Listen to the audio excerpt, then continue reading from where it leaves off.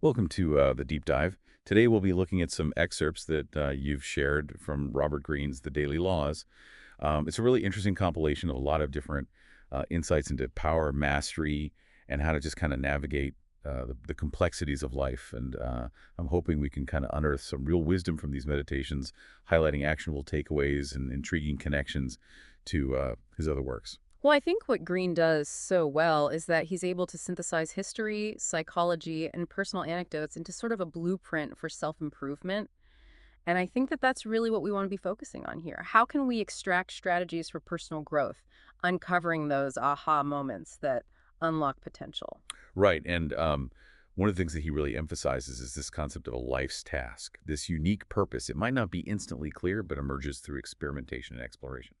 And it's interesting because Greene himself had a very winding journey. He talks about having over 60 jobs before finding his calling as a writer. I think this goes to show that mastery is not linear. It's really about embracing these unexpected turns, gleaning wisdom from all these different types of experiences, and then identifying that specific niche that truly ignites your passion. I think that's an interesting way to look at it as almost like a quest, and each experience is sort of a clue. Oh, I like that. Yeah. And he even shares his experience mastering French by immersing himself in Paris, working as a hotel receptionist and forcing himself to think and speak only in French, which highlights the powerful combination of motivation and deep immersion in accelerating learning. This is very much in line with Greene's concept of what he calls the ideal apprenticeship. And his basic premise is that achieving mastery in any field requires a period of dedicated learning, skill development. And that means viewing challenges as stepping stones, embracing discomfort as a catalyst for growth, to really push past self-imposed limitations. And he also really underscores the profound influence of a skilled mentor. Um, he actually credits much of his own success to his mentor, Ryan Holiday, who's another accomplished author. And he says that he was able to really grasp his distinct thinking style and provide invaluable guidance. I think this is a very good question. What constitutes the perfect mentor? And I think Greene brings up a compelling example with the relationship between neuroscientist V.S. Ramachandran and his mentor, Richard Gregory. And Gregory was really great in the sense that he was able to foster an environment where Ramachandran's eccentricities could thrive. And that's a really important thing to remember, that a truly impactful mentor is one that cultivates your individual strengths as opposed to imposing conformity. Okay, so we've talked about mentorships. Greene then kind of delves into the neurological changes that occur during the process of mastery. And he explains how repeated practice essentially hardwires skills into our brains, liberating our frontal cortex and more advanced thinking, sparking creativity. It's important to note that mastery isn't mindless repetition, it's this idea of deliberate practice.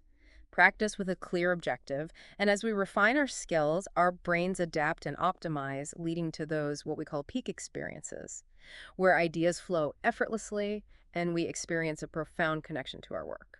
I love that. Peak experiences. That's so cool. Absolutely. All right, let's take a quick break and we'll come back and talk more about Robert Greene's The Daily Laws. That's good.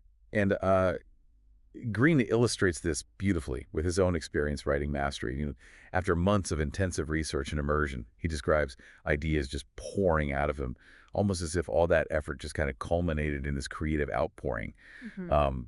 And this really reinforces the importance of trust in the process, resisting that urge to rush or force inspiration, right? Absolutely. True creativity flourishes when we cultivate the right conditions. Focused effort, deep immersion, and a healthy dose of patience. I think Greene cautions against seeking shortcuts, emphasizing that the path to mastery is often winding and unpredictable. Okay, so now let's shift gears a little bit to the realm of power dynamics. Um, Greene draws on his experiences in Hollywood and the lessons from the 48 Laws of Power. And he recounts this cautionary tale about the importance of never outshining your superiors. He talks about how his own overenthusiasm and inadvertently kind of threatening those in positions of authority led to job loss.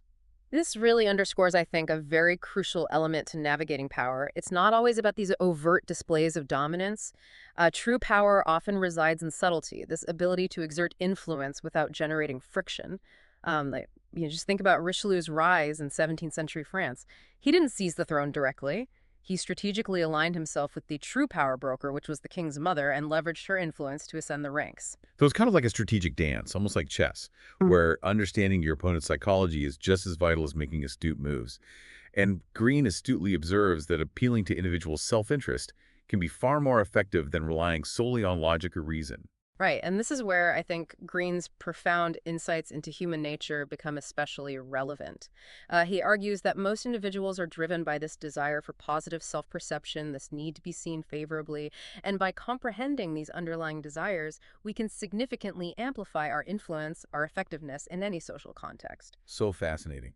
And he also dedicates a significant portion of the daily laws to dissecting what he calls supposed non-players. These are those seemingly unambitious individuals who can be surprisingly adept at manipulation. Oh, for sure. Think about Joseph Duveen, the art dealer.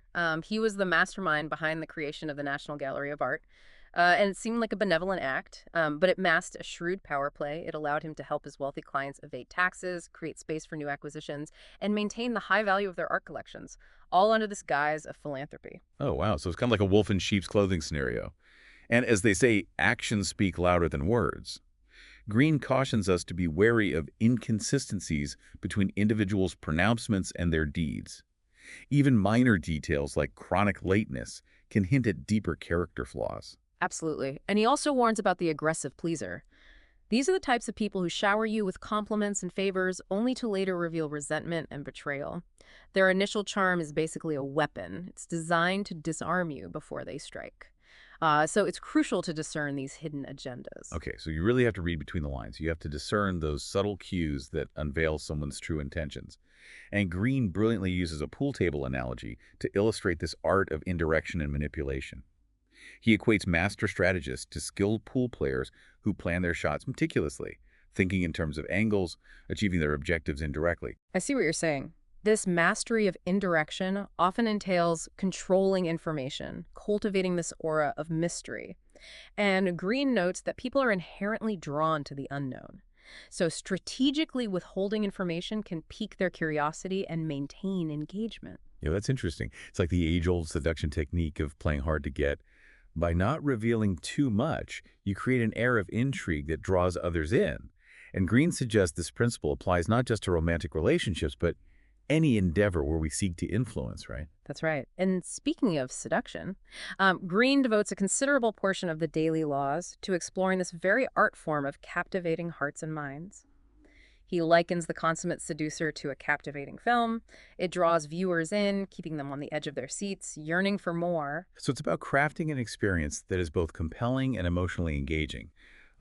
He emphasizes the importance of understanding the other person's perspective, catering to their unmet desires, almost like a puppeteer, orchestrating the desired response by skillfully manipulating their emotions. He underscores the power of suggestion, this art of creating temptation, and the key lies in understanding what the other person truly desires and subtly positioning yourself as the one capable of fulfilling those desires. And part of this involves mastering the art of proving yourself, exceeding expectations to demonstrate your worth and dedication.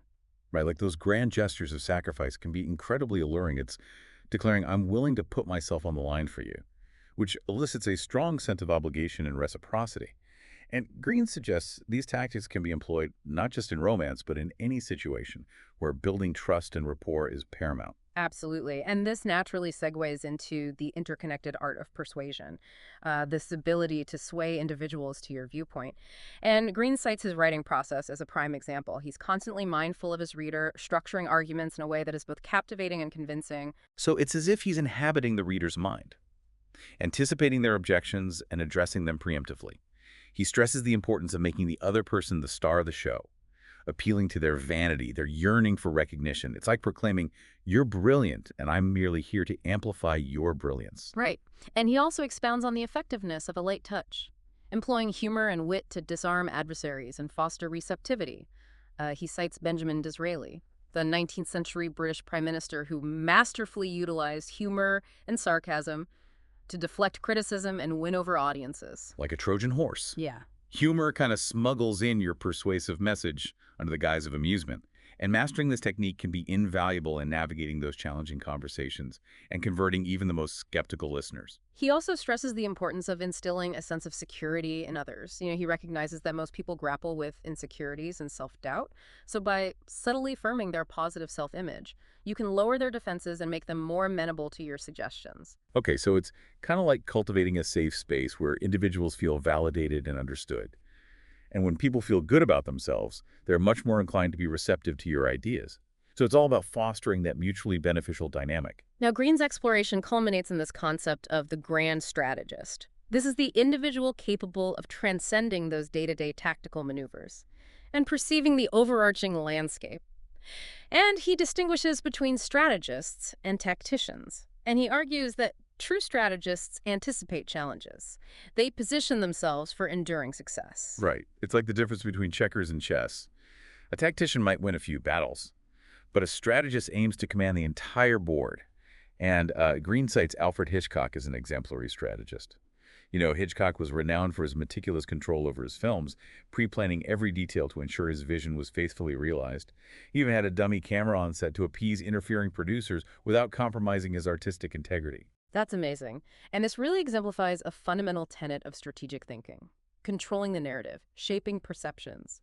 Greene contends that true power often lies in framing events to your advantage, even if it necessitates short-term concessions to achieve a more substantial long-term triumph. So you're playing the long game. You're not getting caught up in those trivial squabbles or distractions. And Greene underscores the importance of discerning what he calls the center of gravity in any situation, that pivotal element that holds the entire structure together. And by targeting this vulnerability, we can maximize our impact with minimal exertion. And this is really where strategic thinking intersects with Greene's insights into power dynamics. He argues that understanding your adversary's underlying motivations, their weaknesses, is paramount to formulating an effective strategy. Once you grasp what drives them, you can tailor your approach to exploit those vulnerabilities and attain your desired outcome. Oh, so it's about pinpointing that pressure point that can bring down a giant. And Greene also introduces the concept of shit. It's a term from Chinese strategy, which refers to positioning yourself to have multiple options, maximizing flexibility and adaptability, almost like a boulder poised atop a hill, ready to roll in any direction. It's about ensuring you're never caught off guard by unforeseen circumstances. Right, because that adaptability is paramount in our ever-changing world. Yeah. Greene cautions that rigidly adhering to a predetermined plan can be detrimental when circumstances shift unexpectedly. So true strategic mastery lies in the ability to adjust your approach on the fly, capitalizing on emerging opportunities and transforming obstacles into advantages. Kind of like an adept improviser, conjuring brilliance even when the script goes awry. Now let's move on to, I think, one of Greene's most compelling themes, and that's the power of rationality. He links this to his examination of human nature and the laws of human nature, arguing that our emotions can often mislead us, hindering sound judgment and decision-making. He urges us to cultivate what he calls our inner Athena, that voice of reason and wisdom that can guide us towards more prudent choices. And he points to figures like Pericles, the Athenian statesman, or even modern-day luminaries like Warren Buffett as exemplars of these highly rational individuals who achieved great feats by mastering their emotions, basing their decisions on logic and meticulous consideration. Okay, so it's like training ourselves to pause before we react, taking a moment to objectively assess the situation before allowing emotions to take over. And Greene reminds us that our initial emotional reactions are often based on incomplete information or flawed assumptions, which can lead to impulsive decisions that we may later regret. Absolutely, and he emphasizes the importance of steering clear of what he calls the emotional whirlpool generated by others, those who thrive on drama and conflict, because succumbing to their emotional games can really deplete our energy, and it really impedes us from pursuing our own objectives. Remember that old saying, you can't reason with an unreasonable person. Sometimes the most rational course of action is disengagement, preserving your mental well-being. Right, it's like putting up a protective barrier, deflecting those toxic emotional darts that can sabotage our focus and productivity. Greene also cautions against succumbing to our own biases, and particularly confirmation bias, this tendency to seek out information that validates our existing beliefs, while disregarding contradictory evidence. Oh, that's a tough one. Because it operates subconsciously. It warps our perception. It prevents us from observing objectively. Greene implores us to cultivate awareness of this tendency, actively seeking diverse perspectives, challenging our own preconceived notions. So kind of like becoming our own devil's advocate, constantly questioning our beliefs, pushing ourselves to consider multiple viewpoints. And Greene suggests that this intellectual humility is crucial for making sound judgments and navigating this increasingly complex and multifaceted world. And finally, Greene underscores the paramount importance of self-knowledge. He advocates for truly delving into our own nature, understanding our strengths, our vulnerabilities, and those hidden motivations that really govern our behavior. Right? It's like embarking on an internal archaeological expedition, unearthing those concealed layers of our psyche, uncovering hidden gems, and occasionally a few skeletons. And Greene argues that this self-awareness is the bedrock of personal growth. It's the key to transcending those self-sabotaging patterns that hold us back. He asserts that until we confront our shadow side, those less desirable aspects of ourselves that we try to suppress, we're destined to repeat those same mistakes, perpetually falling prey to our blind spots. So true liberation and mastery arise from acknowledging and integrating those shadow elements, harnessing their energy constructively. Right, so it's like making peace with our inner demons, transforming them from adversaries into allies on our path towards self-improvement. Well, this has been a truly fascinating exploration of Robert Greene's The Daily Laws. I don't know about you, but my mind's just teeming with insights. Well, me too. It's been an absolute pleasure kind of dissecting these ideas with you. I think Green's work just presents this wealth of wisdom that's applicable to every facet of life. He reminds us that personal growth is an ongoing expedition. It's a perpetual process of honing our skills, expanding our awareness, and striving to become the most effective and impactful versions of ourselves. Before we wrap up, I think it would be really helpful to distill some of the key takeaways for our listeners. Yeah. Maybe 10 points to ponder as they embark on their own journeys towards mastery. Okay, sure, let's recap. 1. Uncover your life's task. Embrace exploration to reveal your unique purpose, recognizing that it might unfold through unexpected twists and turns. 2. Seek a guiding mentor. Find someone who understands your thinking style and supports your growth rather than imposing their own mold. 3. Embrace the apprenticeship. Dedicate yourself to learning, viewing challenges as opportunities to push beyond your comfort zone. 4. Master your emotions. Cultivate rationality by recognizing when your emotions are clouding your judgment and pausing before reacting. Don't get swept up in the emotional turmoil of others.